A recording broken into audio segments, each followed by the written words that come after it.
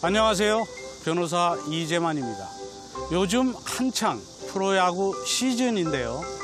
중계방송을 잘 하려면 방송 장비도 좋아야 하고 또 이를 운영하는 스태프들의 능력도 뛰어나야 하지만 무엇보다도 야구 해설가의 맛깔나는 해설 역시 빼놓을 수 없는 중요한 요소입니다.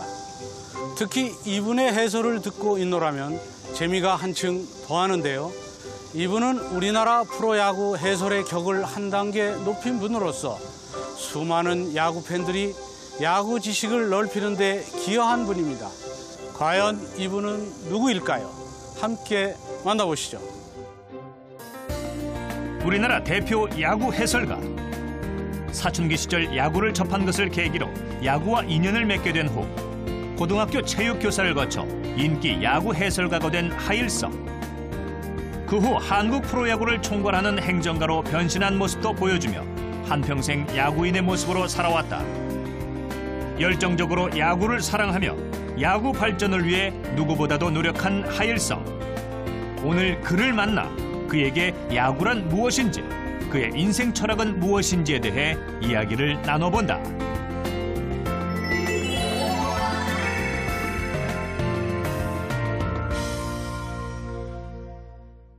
안녕하세요. 안녕하세요. 예, 반갑습니다. 그 요즘 이제 각 매체마다 하일성 야구장 얘기로 떠들썩한데요. 네네. 그 파주에 지어지고 있죠. 네네, 그렇습니다. 야구 해설가가 짓는 야구장, 그래서 상당히 궁금한데요. 그 어떻게 지어지고 어떻게 운영하실 생각인가요? 사실 그 파주시에서는 가장 그 좋은 땅이라고 생각하고 있어서 그 안에 다른 거를 뭘 짓고 싶어서도 다 캔슬이 됐는데 제가 가서 그 얘기를 했어요. 이 야구장을 짓 때 여길 공원화 시키자. 뭐 사적인 그런 어떤 그 시설은 하나도 없고 그런 어떤 그 공원화 해가지고 양 옆에다가는 이제 조깅장이라든가 이런 걸 만들어서 결국 파주 시민들이 그 즐길 수 있는 그런 거. 그럼 아주 다목적으로 사용할 수 있겠네요. 그리고 우리나라의 그 지금 중고등학교 그다음에 대학이 아마추어 팀들이 겨울에 추우면 야구 연습 못하니까 부상당할까 봐 해외로 나가서 쓰는 돈이 상상을 못할 정도로 큰 돈입니다, 사실. 그래서 이제 우리가 리틀 야구 쪽에다가 도움을 씌우는 것은 다 그런 것도 감안하고 있는 거죠. 겨울에 이제 중고등학교 아이들이 활용할 수 있는. 하일성 야구장은 사회인 야구 활성화뿐만 아니라 야구 훈련장으로 사용될 거라고 한다.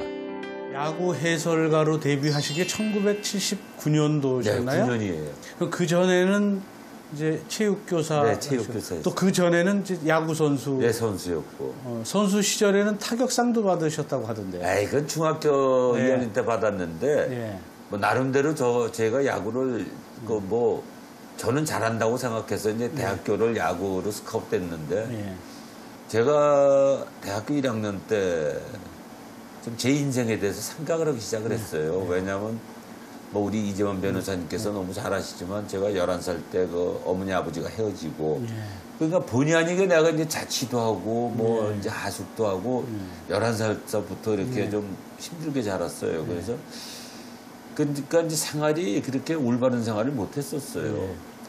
대학에 들어가서 내가 좀 생각을 했어요. 내가 이렇게 살아서 과연 뭐가 될 것이냐는 그래서 사실은 공부를 하고 싶었어요. 그래서 인생의 목표를 체육대학 교수로 하겠다는 생각을 해서 야구를 제가 일찍 그만두고 군대를 상당히 일찍 갔죠. 그러면 이제 그 당시에 체육교사를 하시다가 야구 해설가로 변신을 할 때 체육교사가 좀 더 안정적 직업이 아니던가요? 그게 이제 내 인생 일등에서 가장 큰 결심을 한 거예요.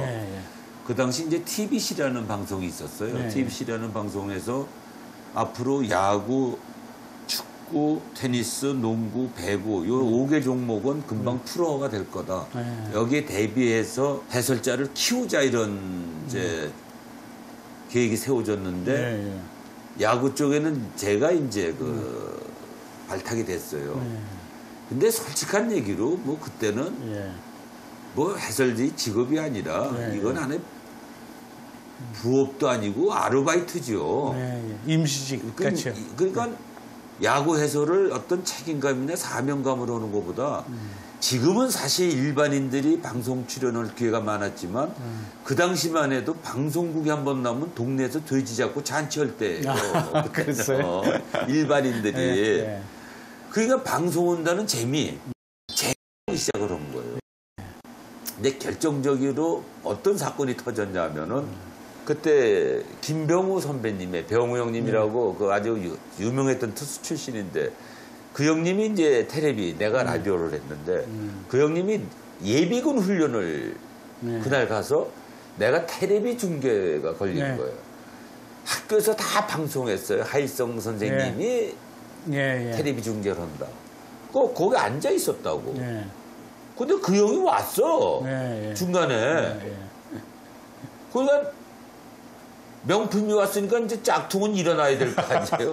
방송은 다 해놨고 온 천지에다 다 얘기해놨는데 그때 내 쓸쓸했던 마음은 진짜 그거 안 당해본 사람은 몰라요. 그럼 방송 못 하셨나요? 못했죠. 메인이 왔으니까 그 양반이 중간에. 그때 내가 혼자서 막 생각을 했어요. 해설을 그만두든가 두고 체육선생으로 전념을 하든가 이건 결정을 내려야겠다. 이건 아무것도 안 되는 것 같다. 그래서 그 다음날 가서 하루아침에 사표 냈어요. 다 주위에서는 저 도둑놈이다 그랬다고. 아, 체육교사 자리. 네, 사표를 내버렸어요. 그때는 내가 전속도 아니고 언제 잘릴지 모르는 거예요. 그러고 나니까 이제 해설이 무서워지기 시작하는 거예요. 그때부터 공부를 하기 시작했어요.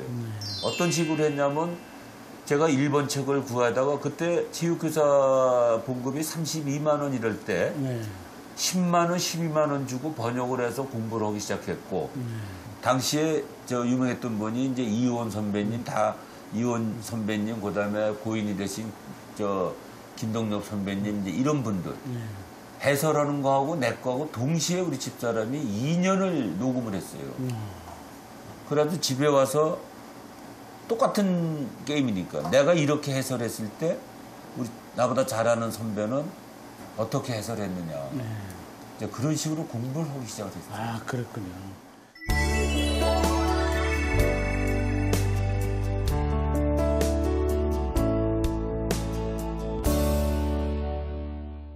야구 해설가라는 직업이 본인한테 잘 맞는다고 생각하시나요? 네. 중간에 제가 그 2개 구단에서 한 번은 코치로 한 번은 감독직을 받았습니다. 사실은. 그러니까 고민을 많이 했어요. 근데 저는 좀 성격이 제가 다혈질이잖아요. 그래서 그런 승부 세계에서는 내가 성격적으로 안 맞는 것 같다. 야구의 능력을 떠나서 나한테는 방송이 맞는 것 같다. 그래서 그냥 해설로 계속 오게 된 이유가 여기 있습니다. 아, 그렇군요. 그 야구 해설가로 활동하시면서 이제 에피소드도 참 많으셨을 텐데 그렇죠. 가장 기억에 남는 에피소드가 어떤 2개가 것인가요? 있어요. 아, 예. 이건 있을 수가 없는 일이 벌어졌어요. 아, 예. 그 82년도에 한일 고교야구 선수권대가 있었어요. 근데 일본하고 한국하고 반대로 중계를 했어요. 그러니까 일본 선수가 나오면 한국 선수라고 중계를 하고 옷이 어차피 똑같아요. 하얀 옷들이고 모니터도 안 보이고 멀리서 중계를 하니까 그게 한 10몇 분을 갔어요. 그러니까 시청자들이 이렇게 보다 보니까 코리아라고 분명히 썼는데 일본 선수라고 소개를 하고 니폰이라고 썼는데 한국 선수로 소개를 하니까 이상할 거 아니에요. 그렇죠. 그래서 전화를 한 거예요. 방송국으로. 저 아나운서하고 저 해설자 저거 돈 놈들 아니냐. 근데 그때 그 방송국에서 앤디를 보던 친구가 방송국으로 자꾸 전화 오니까 저 어디 주조 쪽에다 전화를 했을 거 아니에요. 이제 그렇죠. 그 친구가 그 진행을 했으니까 야 자꾸 이런 저 항의가 오는데 이거 뭐야 그랬더니 이거 친선 게임이니까 유니폼 바꿔 입고 하는 거예요. 신경 쓰지 마 보세요. 근데 이게 더 오래 간 거야 이게. 고등학교 야구 중계를 하고 있는데 PD가 쪽지를 갖고 왔어요. 경산에서 열차가 후진하다가 충돌 사건이 난 거예요.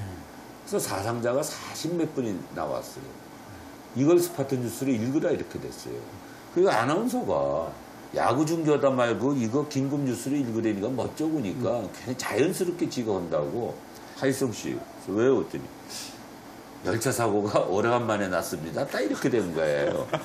그러니까 나는 아무 생각 없이 아유 그것도 오래간만에 되게 크게 났네요. 그랬어요. 그리고 방송 했어. KBS 방송국 전화가 1시간 동안 전 전화가 동시에 울렸답니다. 아나운서하고 해설자 그놈의 새끼들은 열차 사고가 안 나서 아주 그냥 환장한 놈들이냐고 그걸 그렇게 기다렸냐고. 그래서 둘이 들어가서 힘알서 쓰고 나왔죠.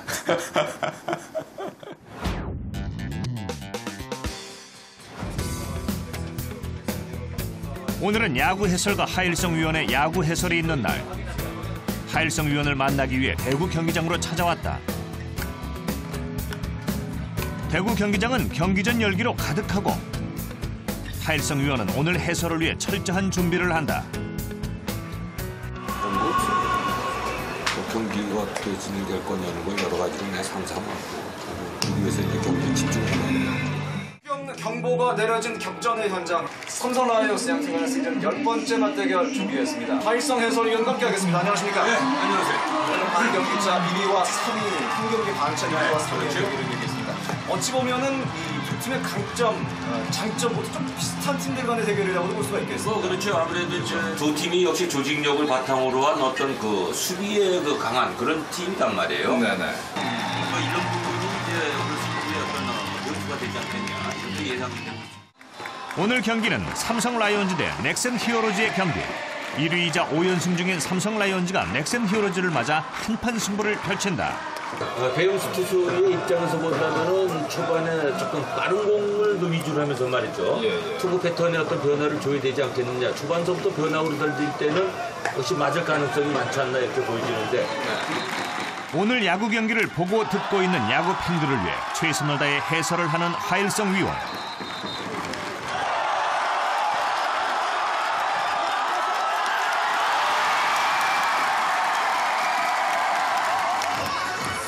그만의 독특한 구수한 입담과 경기를 내다보는 예측 해설은 야구장의 분위기를 갈수록 무르익게 한다.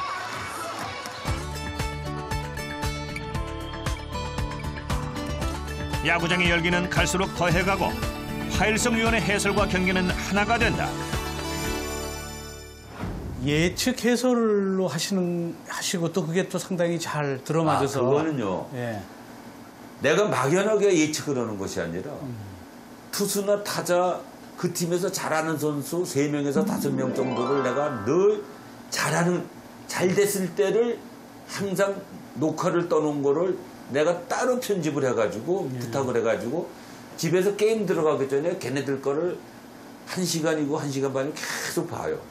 아 얘네들이 폼이 이럴 때가 가장 좋은 공을 던지고 타자도 그립이 어디 올라와 있고 이런 뱃의 각도가 있을 때가 가장 잘 맞을 때구나. 그걸 기억하려고 굉장히 노력을 했어요. 그래서 중계를 딱 들어가서 내가 원하는 딱 폼이 들어오면은 조심해야 된다. 내가 원하지 않는 폼이 딱 되면은 안 좋다. 투수가 조심해야 된다. 이제 이런 식으로 해설을 하다 보니까 그게 이제 적중률이 높아지면서 나는 또 나대로 그 감이 오기 시작을 하더라고요. 아, 그렇군요. 네. 그러면 결국 예측 해설은 최초로 시도하신 것이죠? 최초죠. 그러니까 그 다음부터 제가 하는 스타일로 많이들 쫓아오기 시작을 했죠. 사실은 또 해설하시면서 굉장히 재미있는 멘트도 참 많이 하셨어요. 검색어 1위가 이제 내가 한 말인데 야구 진짜 몰라요라는 얘기인데 예. 그건 진짜 몰라서 한 얘기였어요. 아, 그랬어요? 우리 인생도 그러잖아요. 아, 진짜 힘들다. 포기하고 싶을 때 뭔가 나한테 행운이 와서 기세배상할 수 있고 그게 홈런이라는 거거든요. 그러니까 이겼다 생각하고 있는데 홈런이 꽝 터져서 한 방에 뒤집어지거든요. 네, 그렇죠. 졌다고 생각하고 인생을 포기하려는 그 순간에 뜻하지 않은 홈런이 터져서 역전이 되고. 그냥 인생을 모르듯이 야구도 모릅니다 하는 말. 그게 이제 뭐 최고 유행어가 됐다고 그러더라고요. 한평생 인기 야구 해설가로 지내던 하일성 위원이 2006년 야구 행정가로 변신했다. 그는 사무총장으로 취임하며 한국 야구 발전을 위해 많은 노력을 했고 신설 야구단 창단, 야구장 시설 개선 등 그에 걸맞는 많은 성과를 냈다. 야구 해설가로 그렇게 스타 해설가로 활동하시다가 야구 행정가로 변신을 하셨어요. 그 그러니까 야구협회 사무총장. 네, 2006년도 5월달에 제가 사무총장이 됐는데 그때는 야구가 이렇게 그 활성화되지 않았고 2005년도에 320만 관중밖에 안 왔을 때입니다. 그리고 그 당시에 현대 유니콘스가 해체된다고 그럴 때 제가 아마 대한민국의 재벌, 준재벌 회사 20군데를 찾아다녔는데 그 당시는 야구팀 인수한다는 데가 없었어요. 8개 구단에서 7개 구단으로 후퇴를 하면은 야구가 10년 후퇴한다고 봤어요. 그래서 제가 지금 이 넥센 히어로즈라는 팀을 고맙게 생각하는 게 진짜 12월 26일인가 27일 날 진짜 극적으로 넥센이라는 팀이 창단이 돼서 늘 고맙게 생각하는 거예요. 그리고 내가 그때 컨셉을 잡은 것이 두 가지였어요. 야구의 붐을 일으키기 위해서는 마케팅 전략을 바꿔야 된다. 지금까지는 구단에서 팬들에게 뭐를 해줄까를 고민했는데 이거 바꿔야 된다. 구단에서 팬들에게 뭐를 해줄까를 생각하지 말고 팬들이 뭐를 원하느냐는 걸 찾아서 그걸 해줘야 되는 걸 바꿔야 된다. 두 번째는 무조건 여성 팬을 늘려야 된다. 남자 팬들은 혼자도 야구장을 오지만 여성 팬들은 혼자 오는 분 없습니다. 2배가 되네요. 네, 또 두세 분이 같이 오시지. 세 번째는 베이징 올림픽에서 반드시 우리가 메달을 따야 된다. 이 세 가지를 제가 목표로 잡고 갔는데 솔직히 그게 다 성공을 했습니다.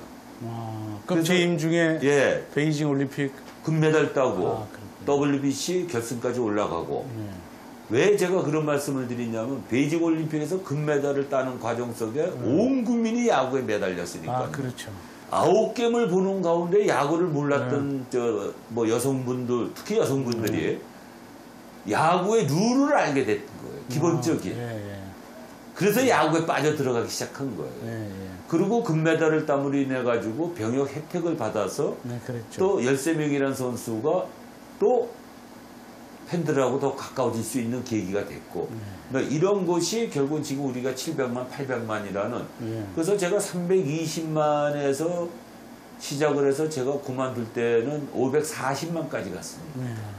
이제 우리나라 야구도 많이 성장을 해서 천만 시대가 가까워온다고 그러니까 이제 책임감도 상당히 크실 텐데 앞으로 어떤 뭐 계획을 갖고 계세요? 골프라는 종목을 통해서 우리는 매너를 배우는 거예요. 골프 스코어 자기가 적잖아. 그렇죠. 럭비는 뭡니까? 공만 잡으면 앞으로 가야 되고 뒤로 가면 안 돼요. 그러니까 도전의식을 배워요. 그럼 야구를 통해서 뭘 배웠나? 협력하는. 팀워크. 그 다음에 내가 희생하잖아. 희생폰트에서 우리 선수를 또 한 배를 보내잖아. 협력과 희생과 결국은 팀플레이를 배우잖아. 그러니까 어린이들에게 야구를 통해서 제일 먼저 건강을 배워주고 그 다음에 룰을 지키는 걸 배워주고 야구를 가르치는 게 아니라 야구를 통해서 룰을 가르쳐주고 때에 따라서는 자기가 지는 법도 가르쳐주고 희생도 해야 되는 거예요. 그래서 애들하고 살고 싶어요. 그렇군요.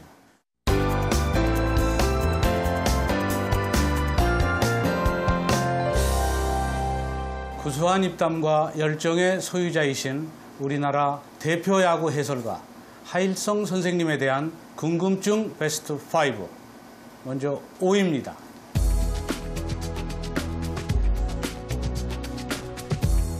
우리 하일성 선생님은 그 야구 해설가 중에서도 특히 프로 해설가시잖아요. 그런데 어떤 분야에서든 프로가 되려면 어떻게 해야 하나요? 자기가 그 분명한 동기부여가 있어야 돼요. 신입사원들 강의할 때 그런 얘기를 해요. 당신들이 이제 프로가 되면 회사에서 당신들한테 주는 동기부여는 잊어먹으라고 그래요. 중요한 거는 당신들 스스로가 동기부여를 먼저 가져야 된다.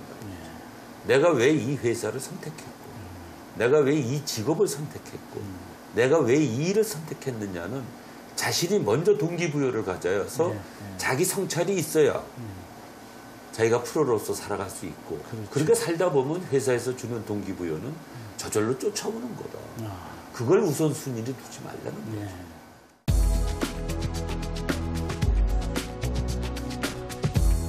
인생은 1%의 싸움이다 이런 책을 내셨는데 그 1%가 뭔가요? 동양 사람들 스타일이 흑 아니면 백이에요. 네, 흑백 논리. 예를 들어서 해설을 할 때요. 49%가 나를 싫어해.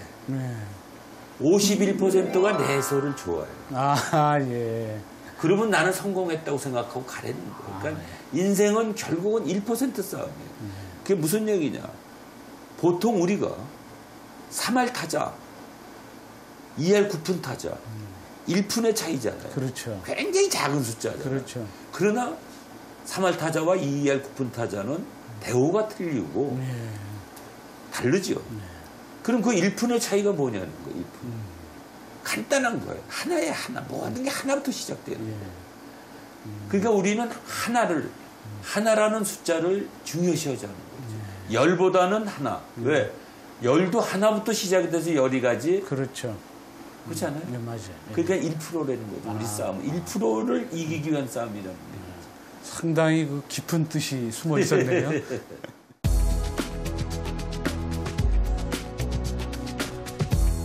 해설가로서 또 행정가로서 아주 굉장히 화려한 삶을 사셨는데 그런데 왜 스스로 바보처럼 살았다 이런 말씀을 하셨어요? 아마추어라는 세계는 과정을 중요시한다면 프로는 결과를 갖고 살아가는 세계거든요. 그러니까 승부를 통해서 인생을 사는데 그 승부를 이기기 위한 승부로 생각했던 거예요. 그게 내가 잘못 생각한 거예요, 인생을. 승부를 이기는 승부가 아니라 승부를 게임으로 생각했어야 되는 거예요. 즐기라. 즐겼어야 되는 건데 즐기질 못하고 이기려는 승부만 하다 보니까 늘 경직된 승부도 된 거예요. 제가 지금도 기억나는 것이 이장우 위원이 뱃사람은 언제가 제일 행복한지 아세요? 물어보더라고요. 그래서 뱃사람들이 뭐 고기 많이 잡아야 행복한 거 아닙니까? 내가 그랬어. 그랬더니 아니에요. 뱃사람들이 고기를 많이 잡아서 느끼는 행복은 일시적인 행복입니다. 그러더라고요. 진짜 뱃사람들이 행복한 것은 뱃사람들은 배전에 있을 때가 행복한 겁니다. 배전에 기대에 있을 때. 네. 근데 저는 그 말뜻을 몰랐어요, 진짜. 그러니까 내가 살아온 인생은 고기를 많이 잡아야 행복하다는 얘기예요. 그러니까 내가 그 하는 많은 일들을 내가 즐기고 행복하다고 생각하고 살아가는 것이 아니라 살기 위한 수단으로 생각하는 거예요. 이기기 위한 수단으로 생각하는 거예요. 결국은 그러다가 심장수술 받고 힘든 인생을 사는 거예요. 그러니까 늘 쫓기는 인생을 사는 거죠. 그렇군요.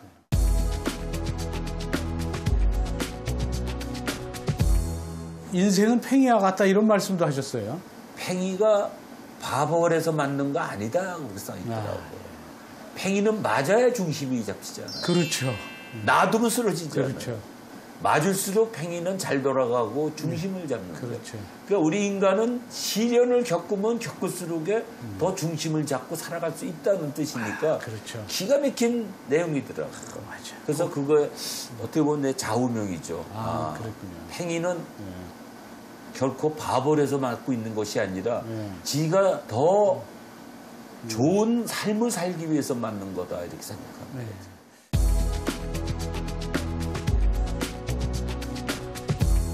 도전이라는 의미를 정확하게 하셔야 돼요. 왜 도전을 안 하냐 그러면 실패할 게 뻔한데요. 실패를 두려워하고. 도전하고 결과하고는 아무 관련 없습니다.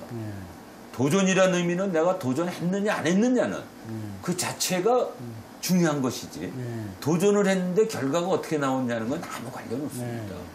따라서 우리가 제일 조심해야 될 것이 뭐냐. 실패를 두려워하는 것이 아니라 똑같은 실패를 되풀이하는 거예요. 그러니까 실패했을 때 운이 어쩌고 이런 변명을 하면 안 돼요. 받아줘야 돼요. 결과를. 아, 내가 노력이 부족했구나. 이 실패를 통해서 내가 뭐를 배워야 되느냐. 한 번쯤은 생각하면 같은 실패를 되풀이 안 합니다. 나는 그 얘기를 하고 싶어요.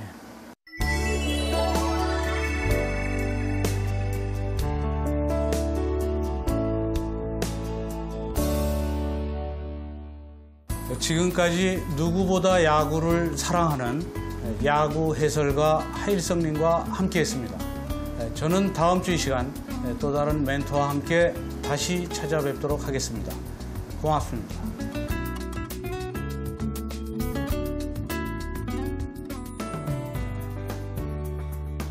80년대 프로야구 초창기부터 야구 해설가를 도맡아 한국 야구에 대해 날카로운 지적을 서슴지 않았으며 구수한 입담으로 야구 팬들의 눈과 귀를 즐겁게 해준 하일성. 인생의 수많은 시련을 꿋꿋이 이겨낸 그가 이제는 새로 건립되는 야구장의 수장으로 한국 야구사의 한 획을 긋는 사랑받는 야구인으로 영원히 남게 되길 기대합니다.